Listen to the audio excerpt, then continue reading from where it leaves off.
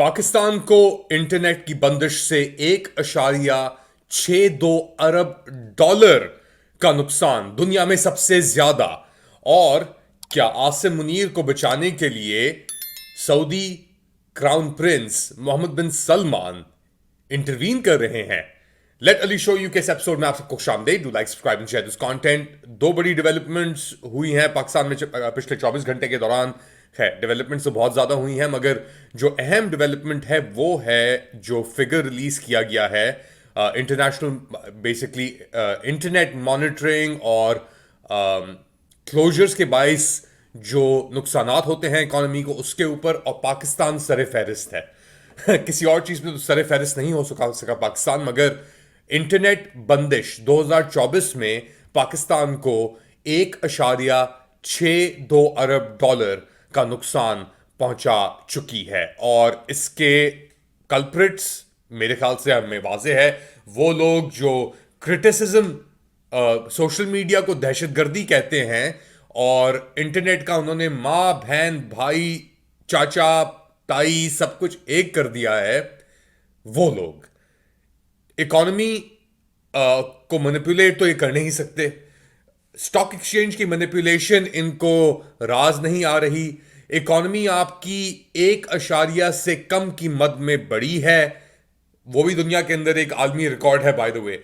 और अब जो भीख मांगते फिरते हैं आईएमएफ से और वर्ल्ड बैंक से, वो अपनी मईशत जो बचा कुचा उनके पास है अपना, उसको भी डुबा दिया है इन लोगों ने बेसिकली। तो 2 अरब डॉलर, यानी एक अरब डॉलर के लिए लोग जाके भीख मांगते हैं। शहबाज शरीफ और इनकी वेंटिलेटर हुकूमत, खैर तो वेंटिलेटर भी नहीं है इनके पास, तो वेंटिलेटर भी हट गया, जा रहा है, चला गया है। और इकोनॉमी की इन्होंने, और ये चीज बढ़ती चली गई है। ऑब्वियसली कैस्केडिंग इफेक्ट हुआ है। आपका जो एक्स या ट्विटर था वो जनवरी के एंड में एक्चुअली बंद हो गया था, 27-28 जनवरी 2024 को। उसके बाद और सोशल मीडिया नॉजलिंग भी चली, मजलिंग भी चली, और उसके नतीजे में हमारे सामने ये रिजल्ट है। मुबारक हो आपको जनरल आसिम मुनीर, मुबारक हो आपको शहबाज शरीफ, और मुबारक हो आप पूरे निज़ाम को जिसने 21वीं सदी में 19वीं सदी का मॉडल बनाने का इरादा किया और पाकिस्तान को इस बल्ली पे चढ़ा दिया। अब इस बल्ली से कैसे उतरेगा पाकिस्तान? एक रिपोर्ट आई है, और एक्चुअली एक्स के ऊपर भी एक रिस्पांस आया है इलॉन मस्क का। उनसे किसी ने सवाल पूछा उनके प्लेटफॉर्म के ऊपर कि पाकिस्तान में ये कब आ रहा है स्टारलिंक, क्योंकि इंटरनेट तो यहाँ पे ऑब्वियसली अगर आप केबल ऑपरेटर्स पर रिलाई करते हैं, हुकूमत पर रिलाई करते हैं, तो वो आपको स्क्वीज ही करेंगे, वो आपको कभी बढ़ने की कोशिश नहीं देंगे या मौका नहीं देंगे। तो इलॉन मस्क ने जवाब में कहा कि हम गवर्नमेंट की अप्रूवल का इंतजार कर रहे हैं। अब ऑब्वियसली गवर्नमेंट भी कह रही है, जो आपकी ये फॉर्म 47 की गवर्नमेंट है, और आपकी इंटरनेट मिनिस्टर जो है स्टेट की, ख्वाजा आसिफ की नीज जो है बेसिकली, शाजा फातिमा है जो भी उनका नाम है, वो कह रही है कि जी हमारे मुज़ाकरात चल रहे हैं, हम बात कर रहे हैं।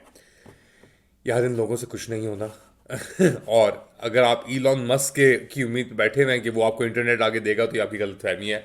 वो आपको इंटरनेट इस तरीके से नहीं देगा। पाकिस्तान अभी भी एक रेड जोन करके है, वहाँ पे एक्सेस नहीं मिलती। और स्टारलिंक की सैटेलाइट्स को पाकिस्तान लेके आना, ऑब्वियसली अभी तो एक सैटेलाइट ही है, और उसके बाद डिफरेंट कनेक्शंस होते हैं, तो वो अफोर्डेबिलिटी के अंदर भी नहीं आती, क्योंकि कॉस्ट उसकी जो चलती है वो चलती है $150 से $200 पर मंथ के रेंट के ऊपर, जो आपको फीस देनी पड़ती है। मगर इस साल वो बात कर रहे हैं कि स्टारलिंक शायद अब आपके फोन्स के ऊपर डायरेक्टली एक्सेसिबल भी हो सकता है। और उसकी क्या कॉस्ट होगी हमें नहीं पता, ये टेक्नोलॉजी अभी तक नहीं रिलीज हुई, मगर वो बेसिकली आपको एक ऐप डाउनलोड करेंगे और फिर वो डायरेक्टली आपको कनेक्ट कर देगी सैटेलाइट से। और स्टारलिंक की जो सैटेलाइट्स ऊपर गर्दिश कर रही हैं पूरी दुनिया के अंदर, एक उन्होंने जाल सा बनाया हुआ है उसके ऊपर। अहम खबर, बट ऑब्वियसली क्या मायने हैं इसके? कुछ नहीं। जब सब कुछ ये हो रहा है, जब इन्होंने सब किश्तियां मईशत की और ताल्लुकात की, कारोबार की जला दी हैं, तो इस वक्त ट्रंप के आने से पहले एक नई अफवाह इन्होंने छोड़ी है अपने military taut number one basically वो अक्कासी करता है ना, जैसे आप होते हैं वैसे ही आपकी आवाज़ें और आपके नुमाइंदे भी होते हैं। वो आपकी जहनियत की, आपके मयार की अक्कासी करते हैं। और इस बार एक बार फिर जो जनरल आसिम का दिमाग है उसकी अक्कासी कर रहे हैं मुनीफ फारूक। सऊदी अरब से ऑलरेडी कुछ पैगामात अमेरिका को भी चले गए हैं। शायद सऊदी अरब की जो इस वक्त क़यादत है वो अमेरिका के साथ ऑलरेडी राब्ते में है। अमेरिका जो अगली एडमिनिस्ट्रेशन आ रही है उससे राब्ते में है और उनको कोई मोहब्बत नहीं है बदकिस्मती से इमरान खान साहब के साथ, और शायद वो अमेरिका से ऑलरेडी राब्ते में है और शायद कुछ ऐसा नहीं होने जा रहा कि पाकिस्तान पे कोई तलातुम आ जाए। तो ये थे एंकर पर्सन मुनीफ फारूक, और ये कह रहे थे कि डील हो गई है, एमबीएस से बात हो गई है, वो ट्रम्प को भी इसने समझा दिया है कि जी इमरान खान के ऊपर कुछ नहीं होना, आप चल करें, बस चीज़ें ऐसी चलती रहेंगी। यार ये वही लोग हैं जो कह रहे थे हम $100 बिलियन लेके आएंगे सऊदी अरब से, और एंड में लेके आए लॉस हरमानोस पोयोस हरमानोस चिकन, अलबैक चिकन लेके आए ये फ्रेंचाइज, और वो भी अभी तक नहीं पहुंची पाकिस्तान। वो भी एक एमओयू था जो बेसिकली बात हुई थी। इनका कुछ नहीं होना, इतना मैं आपको बता दूं। इनके लिए इनको सऊदी अरेबिया पैसे नहीं दे रहा, वो बात क्या करेगा इनसे? उसने एक टकी की इन्वेस्टमेंट नहीं की, वो रिको दीक हब करने के चक्करों के अंदर है। वो बात करेगा इनके लिए जाके, वो मुंह देगा इन लोगों के लिए जिनके लिए अपने पाँव नहीं है खड़े होने के लिए, जिनका अपना मुंह नहीं है देने के लिए किसी को। वो तवक्को कर रहे हैं कि सऊदी क्राउन प्रिंस एमबीएस आके इन्हें ट्रम्प का जो एक ये तूफान आ रहा है इनके ऊपर आ चुका है उससे आगे शेल्टर करेगा। ये इनका माइंडसेट है।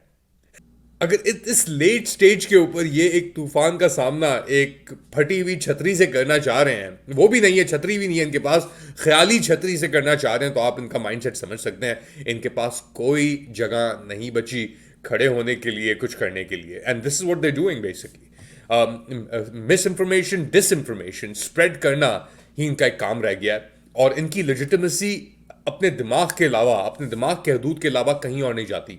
ना इनको पाकिस्तान तस्लीम करता है, ना इन्हें सऊदीया तस्लीम करता है, ना इन्हें डोनाल्ड ट्रंप तस्लीम करता है। इमरान खान तो दूर की बात, अब तो हसन न्याजी ने भी इनको तस्लीम, तो खैर वो हम नहीं कह सकते, अल्फाज इस्तेमाल नहीं करने चाहिए, मगर जो मर्सी पिटिशंस गई थी उसके अंदर 19 लोगों ने, मेरे ख्याल से ज़्यादा लोगों ने दरख्वास्तें लिख के भेजी हैं, हसन न्याजी ने नहीं भेजी।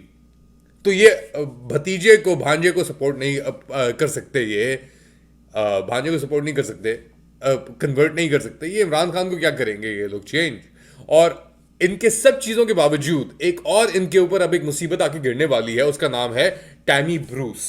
अब टैमी ब्रूस जो है वो एक फॉक्स न्यूज़ के ऊपर जर्नलिस्ट हुआ करती थी, प्रेजेंटर हुआ करती थी, और एक ट्रंप लॉयलिस्ट है, और इसको अब ओहदा दे दिया गया है स्टेट डिपार्टमेंट स्पोक्स पर्सन का। वही मैथ्यू मिलर के पास जो थी, जो जा रहेगा मुनाफिक आदमी जिसको पाकिस्तान के अंदर कोई मसले नजर नहीं आ रहे थे, टू टैमी ब्रूस, जिसने नवंबर के अंदर एक पोस्ट की थी एक्स के ऊपर ही, और इमरान खान की हिमायत के अंदर इलेक्शन मुदाखलत और ये जो रिगिंग हुई थी, मैंडेट चोरी किया गया था, इसके खिलाफ।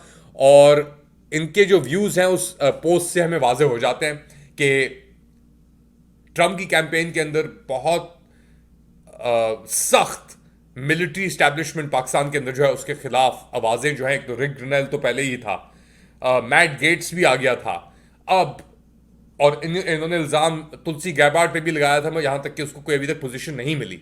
मगर टैमी ब्रूस का इनको अंदाजा ही नहीं था कि ये खातून कौन है, और ये बन के इनके ऊपर आके गिर गई है।